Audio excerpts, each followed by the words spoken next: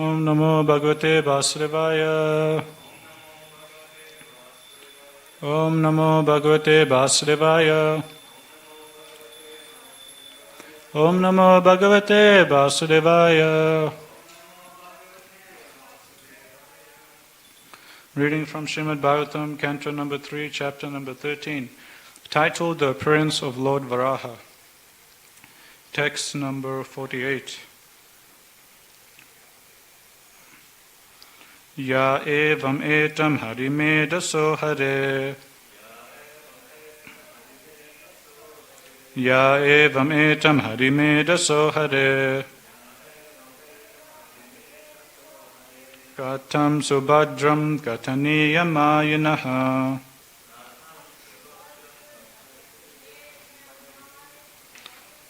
Katam subhadram kataniyamayanah. Shrinvita bhakja shravayeta vosatim.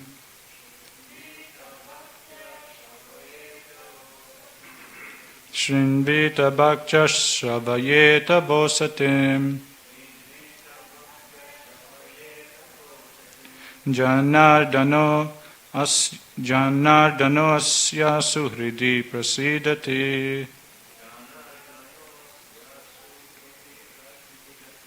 Janardano asya suhridi prasidati.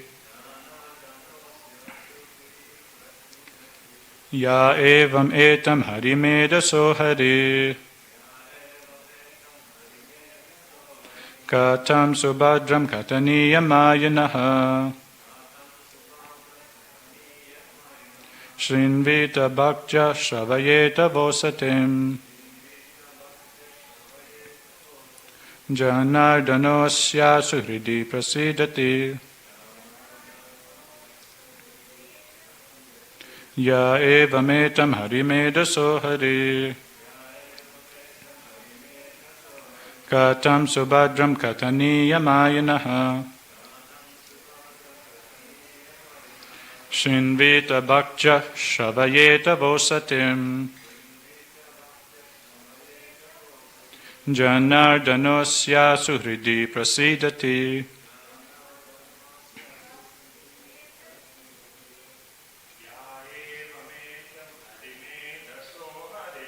Ya evametam harimedaso hari.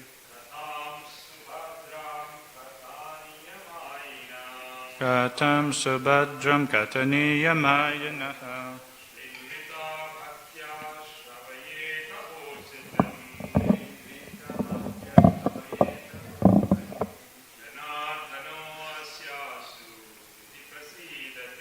Janardano asya suhridi prasidati. Ya evametam harimedaso hari. Katam subhadram kataniyamayanah. Shrinvitya bhaktya shravayeta vosatim.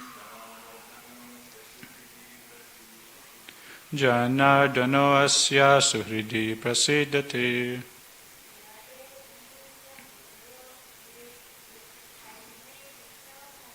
Ya evametam harimedaso hari. Katam subhadram kataniyamayanah.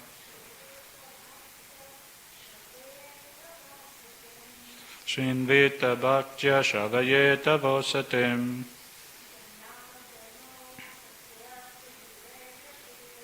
Janardano asya suhridi prasidati.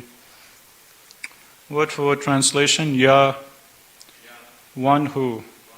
Evam, thus. Etam, this. Harimedasaha, who destroys the mature existence of the devotee. Hare, of the personality of Godhead. Katam, narration. Subhadram, auspicious. Kataniya, worthy to narrate. Mayanaha, of the merciful by his internal potency. Shinvita, hears. Bhaktya, in devotion. Shavayeta, also allows others to hear. Va, either. Usatim, very pleasing. Janardanaha, the Lord. Asya, his. Asu, very soon. Riddhi, within the heart. Prasidati, becomes very pleased. Sorry, Prabhu, do you mind increasing the volume? Okay. Translation, purport by His Divine Grace, Srila A.C. Bhaktivedanta Swami Srila Prabhupada Ki Jai. Translation, if one hears and describes in a devotional service attitude this auspicious narration of Lord Bor, which is worthy of description, the Lord who is within the heart of everyone is very pleased. Purport. In his various incarnations, the Lord appears, acts, and leaves behind him a narrative history, which is as transcendental as he himself. Every one of us is fond of hearing some wonderful narration, but most stories are neither auspicious nor worth hearing because they are of the inferior quality of mature nature. Every living entity is of superior quality, spirit soul, and nothing material can be auspicious for him. Intelligent persons should therefore hear personally and cause others to hear the descriptive narrations of the Lord's activities, for that will destroy the pangs of mature existence. Out of his causeless mercy, only the Supreme Lord comes to this earth and leaves behind him merciful activities so that the devotees may derive transcendental benefit. Om Jnana Timirandasya Jnananjana Salakaya Chaksu Mritam Yena Tasmei Shri Gurave Namaha. Jai Shri Krishna Chaitanya Prabhu Nityananda Shri Advaita Gadadhara Shivasari Gaura Bhakta-vrinda. Hare Krishna Krishna Krishna Hare Hare Hare Rama Rama Rama Hare Hare.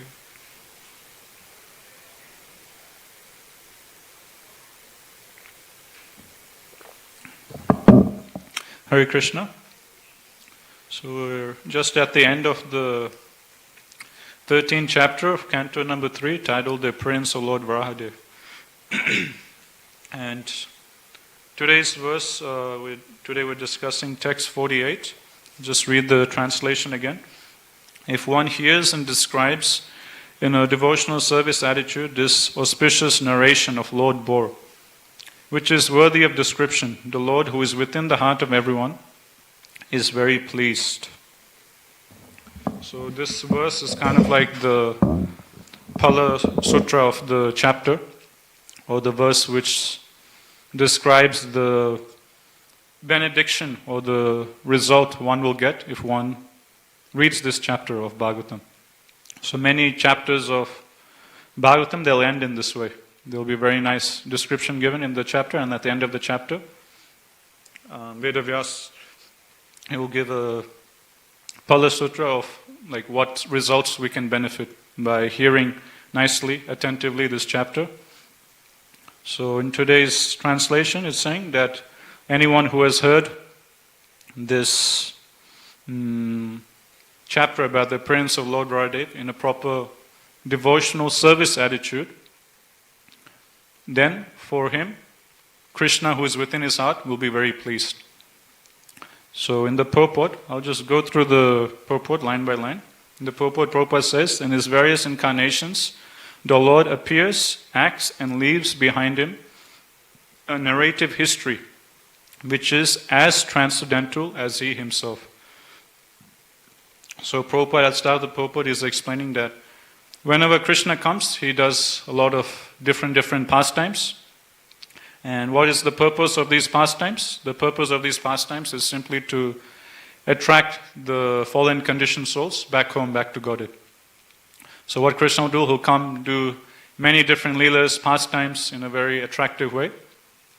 And all of these different pastimes, they will be recorded in the Shastras, like the Puranas.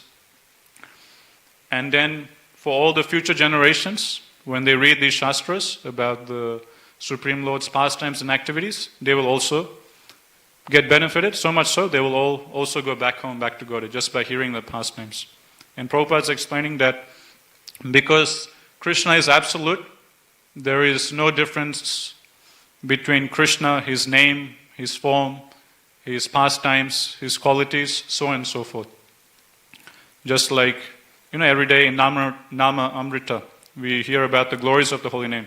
And so many times we hear Prabhupada mentioning in his books how the holy name is non-different from Krishna. When we chant the Hare Krishna mantra, we're actually personally in the presence of Shri Shri Radha Gopinath. In one purport of Bhagavad Gita, Prabhupada writes in one purport that every time we chant Hare Krishna, Shri Shri Radha Gopinath, Shri Shri Radha Krishna are personally dancing on the tip of our tongue. So this is the realization, or this is the absolute reality, that Krishna's name, form, pastimes, they're non-different from him. And the pure devotees of the Lord, they can factually realize this. For us, it's like theory. Okay, in theory we say, okay, whenever we chant Hare Krishna, Krishna is present with us, Krishna is non-different from the holy name. But for pure devotees, they're factually realizing this. And that's why Prabhupada is writing in Bhagavad Gita that every time you chant Hare Krishna, Radha Gopinath are personally dancing on the tip of your tongue. So many purports again and again, Prabhupada, he emphasizes this point, that when we chant Hare Krishna, we should chant with proper attention, with great awe and reverence. Why? Because when we're chanting Hare Krishna, Krishna is personally there, present in front of us. So when the Supreme Lord is present in front of us, we need to naturally receive him and serve him nicely. If some person is talking to us, and if we just look the other way, to some other direction, then that's considered as very rude and impolite, and that's not showing proper respect to that person. In the same way Prabhupada explains, that when we're chanting Hare Krishna, Krishna is there, present right in front of us, and if we're not chanting our rounds attentively, then Prabhupada writes in Bhagavatam that chanting is very rude chanting. Prabhupada writes like that. It's very rude of us to do inattentive chanting. It's just like one of our friends is talking to us, and instead of us looking back at them and nodding our head, showing some sign that we're actually listening to them, if we just look the other way, do something else, then it seems like we're not giving them any attention. It seems like we're purposely ignoring them. And that person naturally will be hurt. In the same way Prabhupada says, when we're chanting our rounds, we should focus and chant with proper attention. With proper respect, awe and reverence, we should chant the holy name. Otherwise, inattentive chanting, Prabhupada says, is very rude of us. Because Krishna is there, present in front of us, and instead of giving him attention, we're thinking of so many other things. So just like the holy name is non-different from Krishna, in today's purport, Prabhupada is explaining that Krishna's pastimes, the leelas he does, the activities that Krishna does, is also non-different from Krishna. So just like all the benefits that one can get by the personal association of Krishna is personally present in the holy name, in the same way all the benefits one can get by the personal association of Krishna, one can also get simply by reading about Krishna's pastimes, simply by reading Srimad Bhagavatam and the Shastras. And Prabhupada, he'll also emphasize this point again and again in his purports, explaining how Bhagavatam, Srimad Bhagavatam is non-different from Krishna. Just like Lord Varahadev is Gopinath coming in the form of a boar. Matsya Avatar is the same Gopinath coming in the form of a fish. Lord Nrsimhadev is the same Gopinath coming in the form of a half man, half lion. In the same way, Prabhupada explains, this book, Srimad Bhagavatam, is Gopinath coming in the form of a book. So just like Varahadev, he's a boar, but he's at the same time Krishna. Matsyadev, okay, he's a big fish, but he's not ordinary fish. He's actually Krishna himself. In the same way, Prabhupada explains, this just looks like ordinary book, but actually it's no ordinary book. This book is actually Krishna. And just like from all the avatars of the Lord, they're said to possess all the potencies that Krishna has. They might not display all the potencies, but they have all those potencies. In the same way, this book, Srimad Bhagavatam, it's non-different from Krishna. When we're reading Bhagavatam, when we're hearing Srimad Bhagavatam, we're personally associating with Krishna. And whatever benefits we can possibly imagine that we can get by Krishna's personal Sangha, we can get just simply reading Srimad Bhagavatam. Sanatana Goswami, he has composed a series of beautiful prayers glorifying Srimad Bhagavatam. In one of these prayers, he says, Paramananda Pachaya Prema Varshi Aksharayate Sarvada Sarva Sevyaya Shri Krishnaya Namostume. So in the first line he says, Paramananda Pataya. Pataya means to study. If someone studies Srimad Bhagavatam, what will be the result? Paramananda. He will get the topmost bliss, he will get the topmost ecstasy, he will get the topmost happiness. So nowadays, one of the big research topics in psychology is the happiness science. Previously, psychologists, they used to study depression, so on and so forth. But nowadays, one of the key topics of research among psychologists is studying happiness, the science of happiness. What makes people happy? How can we increase the happiness? So on and so forth. So the secret of happiness is given by Srila Sanatana Goswami. He says, you want the topmost happiness? You want Paramananda? Happiness beyond all other happiness? You want the topmost ecstasy? You want the topmost bliss? All you do is you just purchase a set of Srimad Bhagavatam, open the book and you read. You read Bhagavatam, you hear Bhagavatam, you will get Paramananda. So this is Srila Sanatana Goswami's solution to this problem of happiness. How can we be happy? How can we get the topmost bliss? How can we be happy all the time? Sanatana Goswami says, you just read Bhagavatam. You will get the topmost ecstasy. There's no greater ecstasy than reading Srimad Bhagavatam. The Bhagavad Mahatmya, the glories of Srimad Bhagavatam, it explains how at this very moment, Lord Shiva, he is hearing Srimad Bhagavatam. At this very moment, what to speak of Lord Shiva? Lord Brahma is hearing Srimad Bhagavatam. At this very moment, what to speak of Brahma and Shiva? Even Vishnu himself, along with Mother Lakshmi, is also hearing Srimad Bhagavatam. In Bhagavad Mahatmya, the story is given. One time, Brahma, he comes to Krishna and he says, Krishna, you have given me a particular service. Just like the temple president, who will assign different services to different devotees. So in the same way, Krishna, he assigns different services to different demigods. So Brahma, he's assigned the service of creation, which we saw earlier on in this same third canto. So Brahma comes to Krishna and says, this is such a great service. I don't know how I will do the task. I don't know how I'll do the service properly, to create a whole universe. It's a big thing. Can you please give me some guidance? What does Krishna say? Krishna says to Brahma, you just simply read Bhagavatam. You will be empowered with the necessary potency to create the universe. Then Shiva comes. And the service delegated to him is to destroy the universe. And Shiva again says, to destroy this whole creation, it's such a big service, I don't know how I'll do it. Then again, what's the solution Krishna gives? Krishna again tells him the same thing. You just simply hear Srimad Bhagavatam, you'll be given the necessary potency, empowerment, intelligence to destroy the universe. Then Vishnu himself comes and he says, okay, my job is to maintain the universe, maintain all the devotees, and this is again a big task. Can you please give me some guidance on how I can do this particular service nicely? Then again, Krishna gives the same instruction to Vishnu. You read Srimad Bhagavatam, you hear Srimad Bhagavatam, all your problems will be solved. And in Bhagavad Mahatmya, it's given that Vishnu and Mother Lakshmi, they would take turns in hearing Srimad Bhagavatam. So it's given it will take Vishnu 1 month to recite the whole Bhagavatam. So Vishnu will open the book and recite Srimad Bhagavatam, and Mother Lakshmi, she will hear Srimad Bhagavatam. And for Vishnu to recite the whole Bhagavatam, it will take him 1 month. Then, after Vishnu is finished, Vishnu will give the book to Mother Lakshmi, and then it will be Mother Lakshmi's turn to recite Bhagavatam, and now Vishnu will sit back and listen Bhagavatam. But there's a difference. When Vishnu recites Srimad Bhagavatam, it takes him 1 month to finish the entire Bhagavatam. But when Mother Lakshmi, she recites Srimad Bhagavatam, it takes her 3 months, 3 times longer. Why is that? It's given in the Bhagavad Mahatmya. When Mother Lakshmi, she's reciting Srimad Bhagavatam, she's relishing Bhagavatam much more than Vishnu is. And in her ecstasy, it takes her 3 times longer to finish the whole Bhagavatam.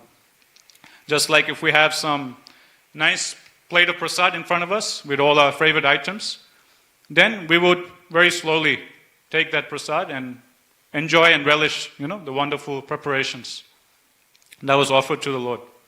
No one would just, mash everything together and just quickly gulp everything down in 5 minutes. That's not the proper way to enjoy. If you really want to enjoy a prasad, you'll sit nicely, peacefully, slowly try a little bit of everything. Slowly take some rice, sabji, dal, take little chapati, pakora, chutney. You slowly take little by little, taste everything, and you slowly enjoy, relish the prasad. So in the same way, Mother Lakshmi, when she is reciting Bhagavatam, she is relishing Bhagavatam much more. And she is getting to so much ecstasy, happiness by reciting Bhagavatam. It takes her 3 times longer. It takes her 3 months. So in this way, Bhagavad Mahatmya is explaining that this book, Bhagavatam, is no ordinary book. This book, Bhagavatam, is being recited and heard by Vishnu and Lakshmi. Lakshmi Devi is being heard and read by Lord Shiva, Mother Parvati, by Lord Brahma. At this very moment, Narad Muni, he is hearing Bhagavatam, he is narrating Bhagavatam, he is giving Bhagavatam class. At this very moment, the 4 Kumaras, they are discussing Srimad Bhagavatam. At this very moment, in Sutala Loka, underneath, Bali Maharaj, he is hearing and reciting Srimad Bhagavatam. So this is the topmost literature. Prabhupada explains in one lecture, Prabhupada says that there is no book, there is no literature in the entire universe which can compare to Srimad Bhagavatam. Prabhupada says in the whole universe, in all the 14 planetary systems, this is the topmost literature. There is no book, there is no literature beyond Srimad Bhagavatam. It's not that, okay, if we're in this middle planetary system, we're in planet Earth. Okay, in planet Earth, this is the topmost book for us lowly human beings. But if we go to the higher realms, to Swarga Loka, we'll find some more higher transcendental books. And if we go beyond Swarga Loka to Mahaloka, Jana Loka, Tapa Loka, Satya Loka, we'll find even greater, higher transcendental literatures. It's not like that. Prabhupada says, in the whole universe, in all the 14 planetary systems, this is the topmost book. This is the topmost literature. There is nothing beyond Srimad Bhagavatam. Why? Because Bhagavatam is Krishna himself. So in this way, Srila Sanatana Goswami, he says, Paramananda Pathaya, that if you want to experience the topmost ecstasy, you want to experience the topmost spiritual happiness, you just read Srimad Bhagavatam. You will get the topmost ecstasy. That's why we see Shiva reciting Bhagavatam, Vishnu reciting Srimad Bhagavatam. Even Krishna, he himself relishes hearing and reciting Srimad Bhagavatam. We know Krishna came in the mood of Srimati Radhani as Sri Chaitanya Mahaprabhu. And we see through Chaitanya Charitamrita, Mahaprabhu, so many instances relishing Srimad Bhagavatam. Mahaprabhu will ask his associates like Ramananda Roy, Swarup Damodar to recite different verses from Srimad Bhagavatam. And when Mahaprabhu would hear these wonderful verses from Bhagavatam, Mahaprabhu will go into ecstasy. He will go into spiritual ecstasy, into trance, and start exhibiting all the transcendental symptoms of love of God. So not only is Vishnu relishing Bhagavatam, but even Krishna himself, he is relishing Srimad Bhagavatam, which is pastimes he himself performed. So there is nothing beyond this. That's why Sanatana Goswami says, Paramananda Pachaya. Then he says, Prema Varshi Aksharayate. Prema means Krishna Prem, love of Godhead. Prema Varshi Aksharayate. Akshara means syllable. So what Sanatana Goswami is saying in the second line, that every single syllable of Srimad Bhagavatam is imbued with Krishna Prem. Every single syllable of Srimad Bhagavatam has the potency to bestow upon its reader or to bestow upon its hearer Krishna Prem. So that is the power of Srimad Bhagavatam. It has 18,000 verses, and in each verse there are so many syllables. So you can just imagine there's be more than 100,000 syllables in the whole Srimad Bhagavatam. And Sanatana Goswami says, every single syllable of Srimad Bhagavatam is imbued with transcendental ecstasy. Every single syllable of Srimad Bhagavatam is imbued with Krishna Prem. Then in the third line he says, Sarvadaya Sarva Sevyaya. So Sarvada Sarva Sevyaya means at all times, all places, and all circumstances, one should serve the Srimad Bhagavatam. Why? Why should we always, at all times, all places, all circumstances, serve Srimad Bhagavatam? Why is Bhagavatam so important?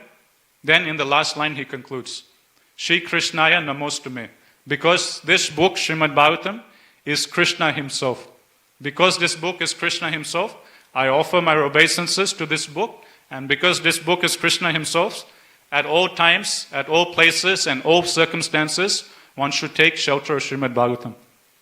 So in this way, pure devotees of the Lord, like Srila Prabhupada, Srila Sanatana Goswami, they factually realize by practical experience how Krishna's pastimes are actually non-different from Krishna. How Krishna's pastimes, his leelas, can bestow upon us the same benefit that Krishna's personal presence can bestow upon us. So that's the first thing Prabhupada is mentioning at the start of the purport, that there is no difference between Krishna's pastimes and Krishna's personal presence. So that's why what Krishna does, when he comes as an incarnation, he does different pastimes. These pastimes get recorded in the Shastras, and in the future, whichever conditioned souls picks up the Shastra and reads these pastimes, he will get the same benefit of those persons in the previous ages who actually witnessed the pastimes. So that's what Prabhupada is saying at start of purport. In his various incarnations, the Lord appears, acts, and leaves behind him a narrative history which is as transcendental as he himself. Every one of us is fond of hearing some wonderful narration, but most stories are neither auspicious nor worth hearing because they are of the inferior quality of material nature. Just like with food, when we're cooking prasadam, when we're cooking any kind of food, Prabhupada explains that the consciousness of the cook goes into the food. And that's why Prabhupada says we should never eat outside in restaurants, so on and so forth. We should never eat food cooked by karmis, because although it might be vegetarian, the consciousness of that particular non-devotee will go into that food. And that contaminated consciousness will come and contaminate our own consciousness. So just like with food, the consciousness of the cook goes into the food. In the same way, the same thing applies with everything else. Different songs, poetry that different people compose and sing, the consciousness of the artist who's composing that song also goes into that song. The consciousness of the writer who's writing a book, that consciousness also goes into the book. And when someone reads that book, Prabhupada explains, the consciousness of the author, those vibes of the author will also be imposed upon who is reading that book, who is reading that poetry, or who is hearing that song. And in one purport, Prabhupada explains, that's why Prabhupada explains, whenever we read any mundane literature, Prabhupada explains, mundane literatures are written by non-devotees. And non-devotees, Prabhupada explains, they are always in the mode of passion and ignorance. So that is the consciousness in which they are writing their books. So then naturally, Prabhupada says, when you read these books by non-devotees, when you read these mundane literatures, what will happen? You will imbibe that consciousness of those authors, of those non-devotees. And in this way, Prabhupada explains, when we read mundane literatures, what is the end result? The end result is simply that our mode of passion will increase and our mode of ignorance will also increase. That is the end result of reading any literature which doesn't have anything to do with Krishna's glories or the glories of Krishna's devotees. Any mundane literature we read, Prabhupada says, the end result will be simply our mode of ignorance will go higher, our mode of passion will go higher. Because that's what the author is in. The author is in mode of ignorance, passion. If you read their books, you read their poetry, if you hear their songs, you will imbibe their consciousness and you will go deeper down in passion, you will go deeper down in ignorance. On the other hand, when we read transcendental literatures like Srimad Bhagavatam, composed by the greatest personalities like Srila Vyasadeva, who is none other than the literary incarnation of Godhead, then, just like we imbibe the consciousness of these mundane personalities, in the same way, we will also imbibe the consciousness of these great personalities, like Srila Sukadeva Goswami. We'll imbibe the consciousness of these great personalities like Narad Muni. We'll imbibe the consciousness of these great personalities like Srila Vyasadeva, Sutta Goswami, the sages of Naimisharanya, so on and so forth. So that's what Prabhupada's explaining in the second line, that every one of us is fond of hearing some wonderful narration, but most stories are neither auspicious nor worth hearing, because they are of the inferior quality of material nature.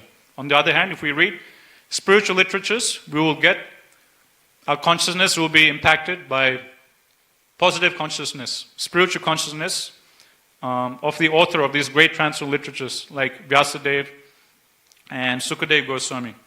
Then Prabhupada's writing, every living entity is of a superior quality, spirit soul, and nothing material can be auspicious for him. Intelligent persons should therefore hear personally and cause others to hear the descriptive narrations of the Lord's activities, for that will destroy the pangs of mature existence. Another difference that comes to mind between mundane literatures and transcendental literatures like Srimad Bhagavatam.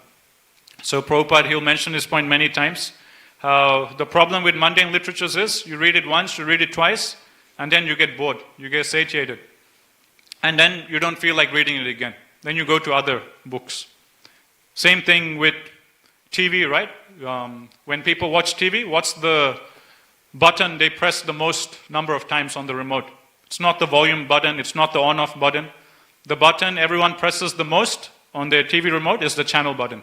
Because you're watching one channel, you get bored after watching for half an hour, then you switch channel, go to another channel, watch something else, then you get bored, then you again flick through the channels. In this way, the button, if you observe the button everyone presses the most, it's a channel button. Why? Because everyone's bored. That's the nature of material things. It doesn't give full satisfaction to heart. There's no substance to it. That's why we have to keep on flicking through it. And same with music, songs that people listen to. In one MP3, it's not that people will just have one song or two songs just sung in different tunes. For us, that's what we have in our MP3s or our phones. We have the same Hare Krishna mantra, just sung in different tunes. We just hear the same song again and again and again, and we never get tired. But for karmis, it's not like they just have one favorite song and just for the whole life they just listen to the same song. If you look at an average karmi's MP3 player or iPhone, they will have at least 100, 200, 300 different songs. And each song will just go for 2-3 minutes. And every 2-3 minutes, they just have to keep flicking through different songs. Because you can't just keep on hearing the same song again and again and again. They get bored.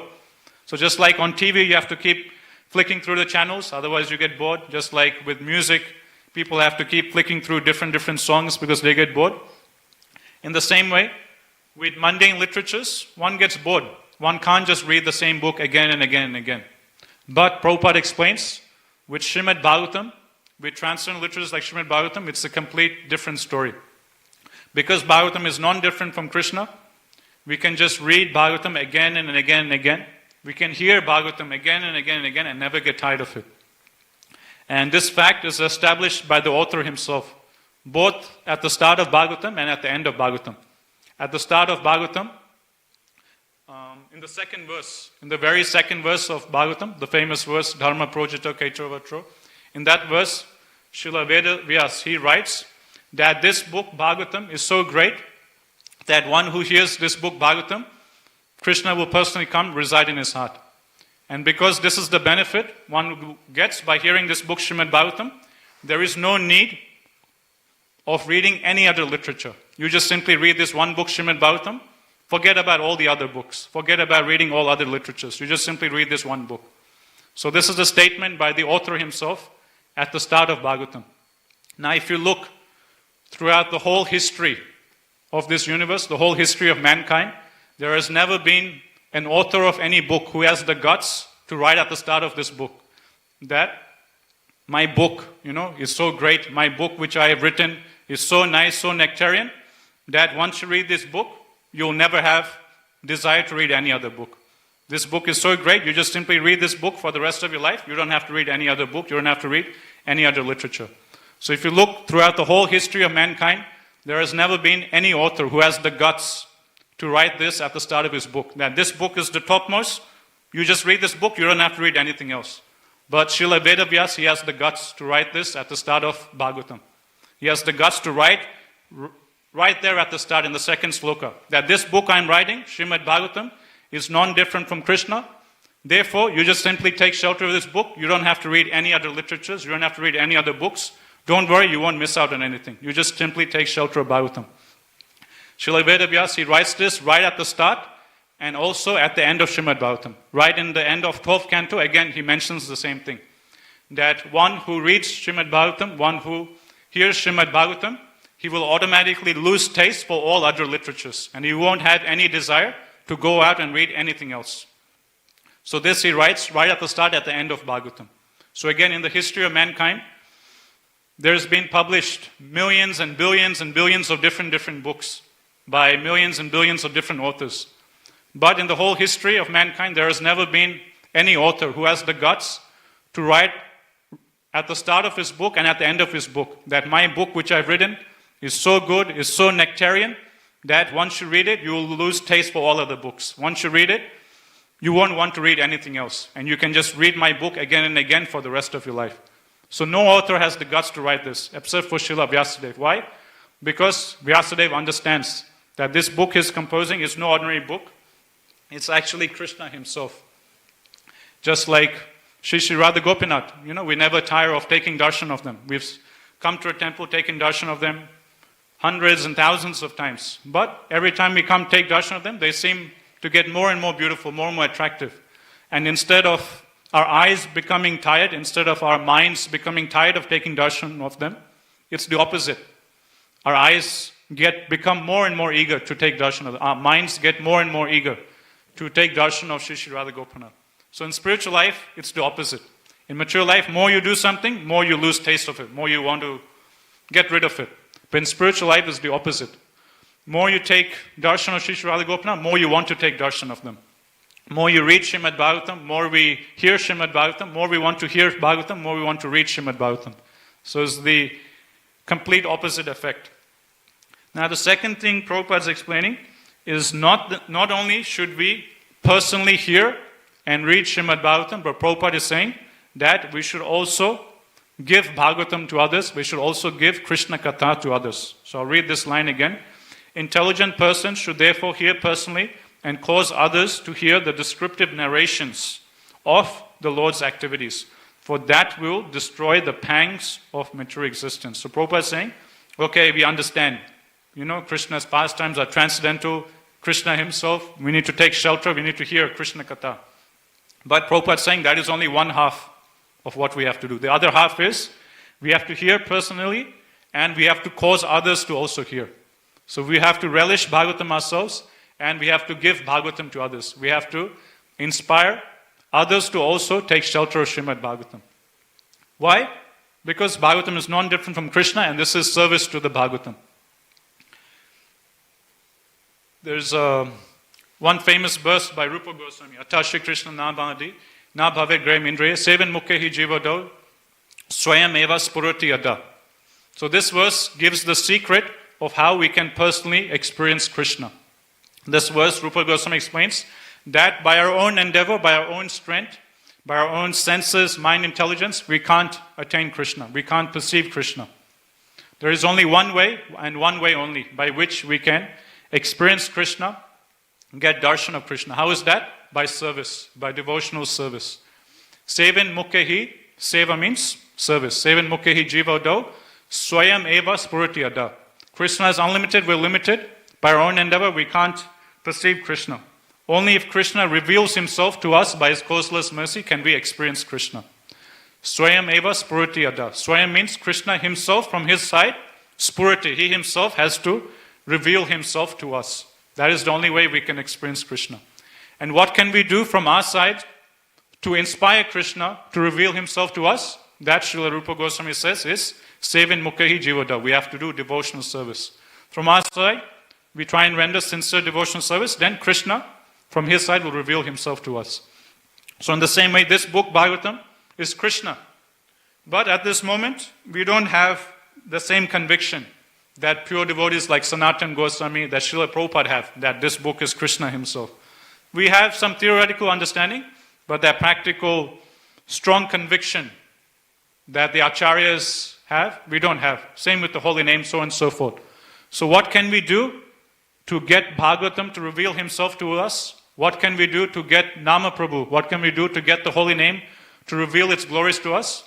We have to render service onto the lotus feet of the holy name. We have to render service onto the lotus feet of Nama Prabhu. We have to render service onto the lotus feet of Srimad Bhagavatam. Then only, Rupa Goswami explains, will Bhagavatam reveal himself to us. Then only Rupa Goswami explains that the holy name will reveal its glories to us. Okay, so we understand. We have to serve the Bhagavatam. Then when we serve the Bhagavatam, Bhagavatam will reveal himself to us. So how should we serve the Bhagavatam? Prabhupada and the Prabhupada is explaining you serve the Bhagavatam in two ways. Number one, you hear Bhagavatam, you read Bhagavatam, you take Bhagavatam in through your ears. You relish the message of Srimad Bhagavatam. The second service you should do to the Bhagavatam is you should take Bhagavatam and give it to others, benefit other living entities. Because this is the mood in which the Shastras were compiled. I'll read the last line of the purport. In the last line, Prabhupada says, out of His causeless mercy only, the Lord comes to this earth and leaves behind His merciful activities so that the devotees may derive transcendental benefit. So Krishna, He is seeing countless conditioned souls suffering in mature existence. And as a loving Father, He wants to liberate all these conditioned souls and He wants them to come back home, back to Godhead. So how to do that? Krishna, He understands the only way these rascals will get liberated is if I come down, do my pastimes. If they see these pastimes or hear of these pastimes, because my pastimes are non-different from me, they will get liberated.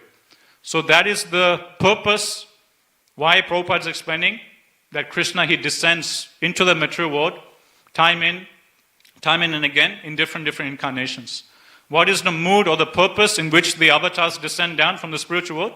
The mood is that of compassion. Krishna, in the spiritual world, He is overcome by compassion for all the fallen conditioned souls. And out of compassion, in every age, He descends as different avatars to give us an opportunity to hear or personally witness His pastimes and come back home, back to Godhead. So that is the mood in which the avatars come. And that is the mood in which the book incarnation of the Supreme Lord has descended. Krishna comes in this incarnation of the book Srimad Bhagavatam, again with the same mood of compassion. Compassion for the fallen conditioned souls. And this is again explained in the Chaitanya Charitamrita. Maya Mugda Jivera Nahi Swata Krishna Gran Jivera Kripaya Koila Krishna Veda Puran. So in this verse, Krishnaraj Kaviraj Goswami explains, Maya Mugda Jivera Nahi Swata Krishna Gan.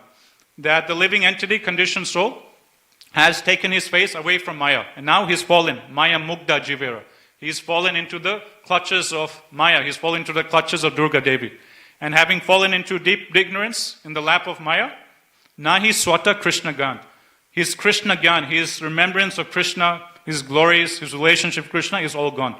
Nahi Swata Krishna Gan. He's completely forgotten about Krishna, being covered over by Maya. So then what happens? Then Krishna, seeing this terrible position of his conditioned souls, Krishna, He takes great compassion. Jivera Kripaya Koila. Jivera, seeing the condition of the jivas, Kripa, Krishna's heart becomes overcome by compassion. Then, what's the solution? What does Krishna do? Okay, He feels compassion. So if we're compassionate, we'll do something about it. We'll do something to help the person who's suffering. So Krishna, He gets overcome by compassion, seeing all these rascals suffering in the mature world. Now what does Krishna do about it? What is the solution Krishna comes up with to liberate all these conditioned souls? Jivera Krishna Koila, Krishna Veda Puran. Being overcome by compassion, Krishna Veda Puran. Krishna then creates the Vedas. Krishna then creates the Puranas, the Upanishads, and so on and so forth. So just like the mood in which the avatars come is that of compassion, in the same way the mood in which this avatar, Srimad Bhagavatam, has descended into mature world is again that of compassion. That is the reason we have the Shastras. That is the mood in which Srila Vedavyas has written these Shastras. It's in the mood of compassion. Taking pity upon the fallen conditioned souls, Vedavyas, he has written all these Shastras by which we can take shelter of and go back home, back to Godhead. So therefore, Prabhupada is explaining, we should personally relish Srimad Bhagavatam, but also at the same time, we need to distribute Srimad Bhagavatam. Because that is the desire of the Supreme Lord. The desire of the Supreme Lord is, He wants to liberate. He wants to end the suffering of all conditioned souls. And there's only one way. That is, if they hear Krishna Katha. So, if we want to serve the Bhagavatam, we have to do two things, Prabhupada explains. We have to hear Bhagavatam ourselves. And number two, we have to also give Bhagavatam to others.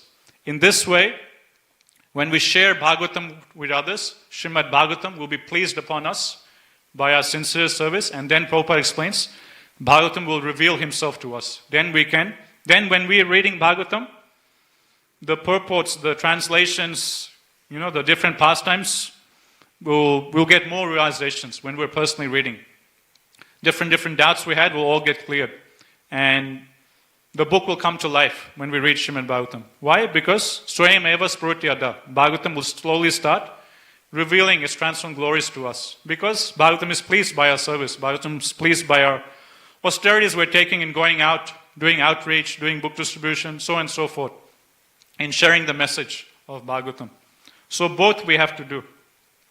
And in relation to Sankirtan, I was hearing one nice example given by His Grace Vaisheshika Prabhu. So as we all know, in Kali Yuga, the process of sacrifice, or the Yuga Dharma, is Sankirtan Yagna. And Vaisheshika Prabhu, he was explaining, in previous yugas, they used to do fire sacrifices. So how do fire sacrifices work? The fire, in the fire kund, it represents the mouth of Lord Vishnu. And you're supposed to offer oblations into the fire. So in previous yugas, they used to do horse sacrifices, they used to do cow sacrifices, so on and so forth. So in these bona fide animal sacrifices, what would happen? An animal, like a horse or a cow, will go into the fire. So that would be the input. But by the chanting of the mantras of the Brahmanas, the same animal will come out as a human being. So a horse will go into the sacrifice, into the fire, but the horse will come out of the sacrifice as a human being. A cow will go into the sacrifice. The input into the sacrifice will be an animal, a cow or horse, but the output will be that particular animal will get a human body. So this was the nature of the sacrifices in the previous yugas. They would sacrifice an animal, but by the power of the mantras of the Brahmanas, the animal will come out as a human being. And in this day and age, Kali Yuga, these animal sacrifices are forbidden. Mahaprabhu explains, Asomedam Gavalambam Sanyasa Palakaitrikam Devarena Sutotpatim Kalo Pancha Vivarayat. So in Kali Yuga, 5 things are forbidden. And out of these 5 things, horse sacrifices, cow sacrifices are given as 2 of them, which is forbidden in Kali Yuga because there's no expert Brahmanas to chant mantras properly. And also the other 3 is taking sannyas, begetting a son through one of your family members, and begetting a, how does it go?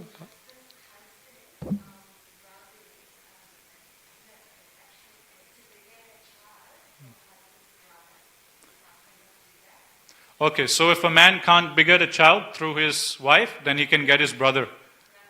Yeah, he can get one of his brothers to impregnate his wife. So that was possible in previous yugas, but that's also forbidden in Kali Yuga. And the last is offering meat to the ancestors, doing the Pitra sacrifices, offering flesh to the ancestors. But in previous ages, these animal sacrifices were happening. Now, Vaisheshika Prabhu, he was explaining that just like in previous yugas, you have the fire sacrifice, animal goes in, and it comes out as a human being. And you're saying in Kali Yuga, the same thing is happening. Not in the same form, but in the form of Sankirtan Yagna. How? Vaisheshika Prabhu explains that if we look at the whole population of the world, what is the status of pretty much all of those 7 billion or 8 billion people out there? They're all acting just like 2-legged animals. So they're all pretty much animals in the form of a human being, or 2-legged animals, Dvipada Pasu, as Prabhupada explains. So just like in previous ages, you would put an animal into the fire and the animal will come out as a human being. Vaisheshika Prabhu is explaining. In Kali Yuga also, we're doing the same thing. We're taking all of these 2-legged animals off the street, we're putting them into the fire of Sankirtan. We're giving them the holy name.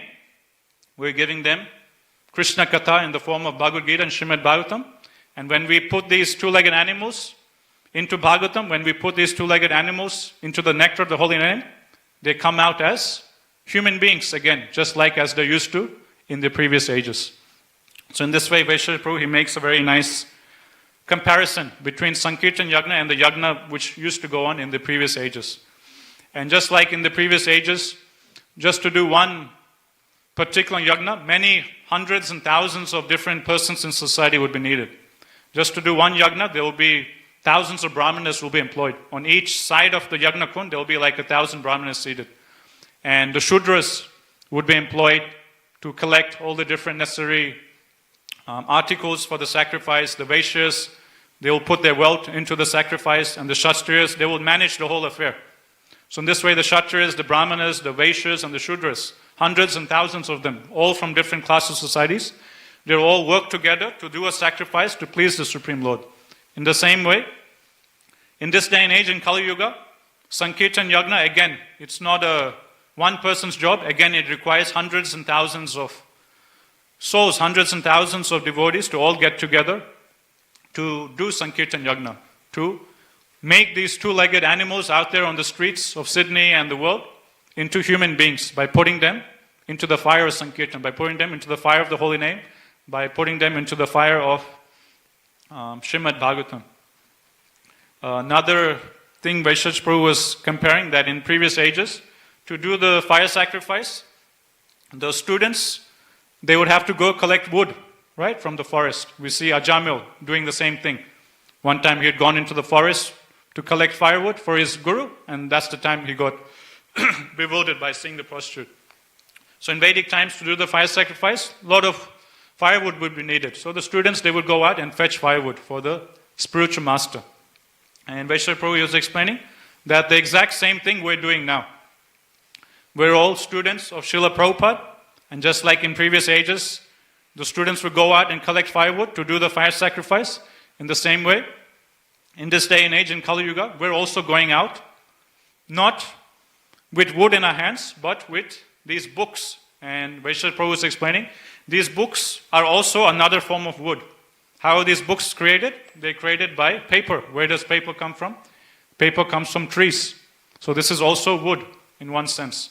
So just like in previous ages, students used to go out with wood in their hands for their spiritual master to do the sacrifice.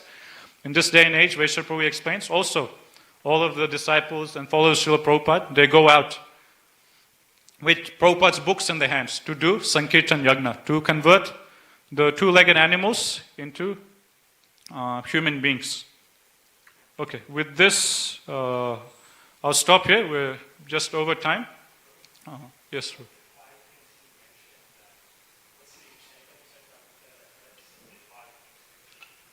Okay, I'm not sure. It's mentioned in Adi Leela. You know the section where Lord Chaitanya Mahaprabhu is talking with Chand Kasi. So at that time, Chand Kasi, he challenges Mahaprabhu, saying that, in your, like Mahaprabhu, he asks the Chand Kasi, why are you guys eating meat? The cow is your mother, the bull is your father. How can you kill your own mother and father? This is barbarian. How can you do this? Like this, Mahaprabhu challenges Chand Kasi. Then Chand Kasi, in defense to himself, he mentions this point, that in your Shastras also it's mentioned that you sacrifice cows and you sacrifice horses. Then why are you condemning me? Why are you finding fault with, the path which I'm following? Also the same thing is mentioned in your Shastras. Then Mahaprabhu, to answer that question, Mahaprabhu, he quotes this verse in that section of CC. So it's at the end of Adi Leela. And Mahaprabhu, quoting this sloka, he explains that this was possible in previous ages when the Brahmanas were powerful enough to sacrifice a cow or a horse, but they would give it a human form of life. But in this day and age, there's no capable Brahmanas doing that. That's why these 5 things are forbidden. So Mahaprabhu, in that instance, he quotes this verse to Chand Kasi. So at the end of Adi Leela. Okay. Gantara Srimad Bhagavatam ki jai, Jagur Srila Prabhupada ki jai, Tagore Premanande, Hari Hari Bol.